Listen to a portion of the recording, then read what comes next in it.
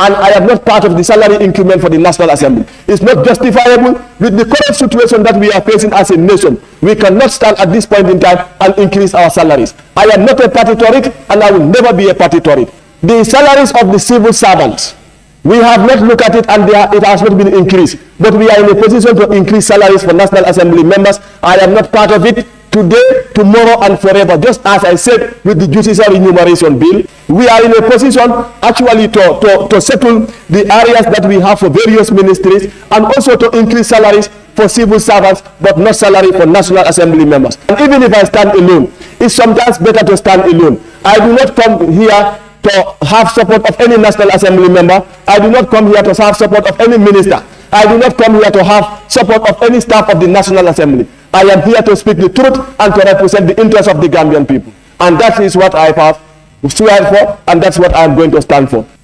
Honorable Speaker, we went through the bilaterals with various ministries, and these are ministries that are in areas. Most of them are in areas.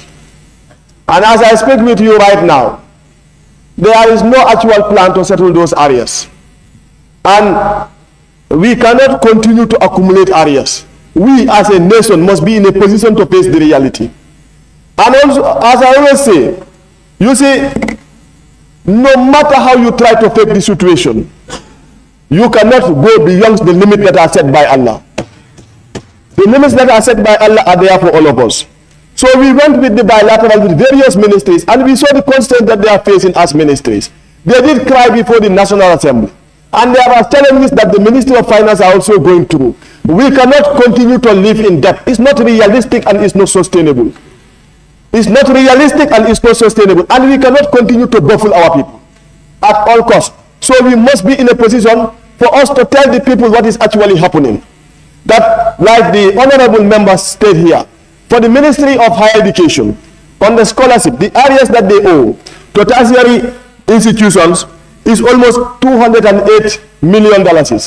Now, the scholarship that is given for this year is not enough. The amount of scholarship that is given for this year is 100 million. That is not enough to settle areas. Talk less of the coming year. What are they going to do? We hear the member for Central Body was talking about the science labs in senior secondary schools. You and I know that we cannot attain the kind of education that we want as a nation without having the equipment. Education has to go with materials. So we must be realistic. And we cannot continue to take loan and loan and loan and loan. Looking at the Ministry of Basic and Secondary Education, the CPU, PCU, their PCU unit, now the PE for this year is only 10 million. And that cannot settle it. That will only take them half of the year, and it cannot take them for the full of the year. I don't know how the Ministry of Finance came up with that, and the Ministry of Finance will be in a position to clarify that. Now, we talk about electricity, we talk about water supply, we talk about budget for the various ministries and government institutions. Now, after we budget for various ministries, when it comes to national development, all our people should have development equally. But then you look at who support who and who is not supporting the government. And those that are not supporting government, they are penalized in terms of getting the development that they should actually have, which should not actually be. And also, the government, at any point in time, they should be in a position to tell people the reality that this is the national budget. And from the national budget, we are bringing water. From the national budget, we are supplying electricity. From the national budget, we are having schools. From the national budget, we are able to pay our civil servants. But not through a favor from the president, not through a favor from any political party. This must be realistic. This must be realistic. I also want to go further for us to look at the budget that we have. You are looking at this debt service for this year. We are using 13 billion for debt service. And you said that debt service was under suspension. And 13 billion, the debt service alone is more than any ministry that we are actually going to settle for this year. So now, for long we have been accumulating debt. And here we are today to face the reality. The salaries for civil servants, as I always say, is not a matter of favoring them, but to whom much is given, much is expected. We have seen the salaries for civil servants.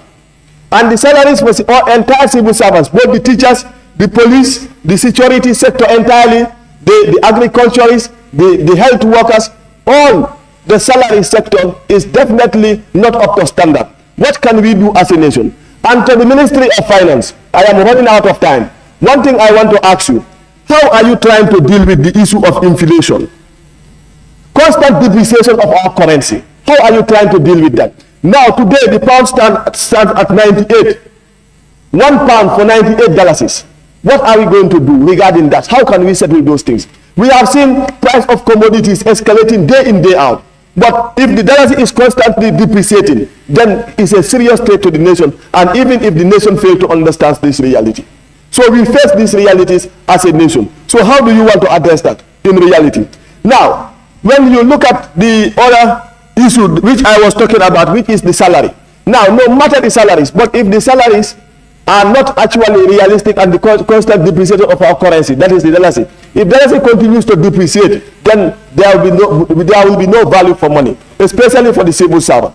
Finally, at the latter part of my debate, I want to stress this issue. And as I said from the beginning, that we have seen all the ministries crying because they need additional money.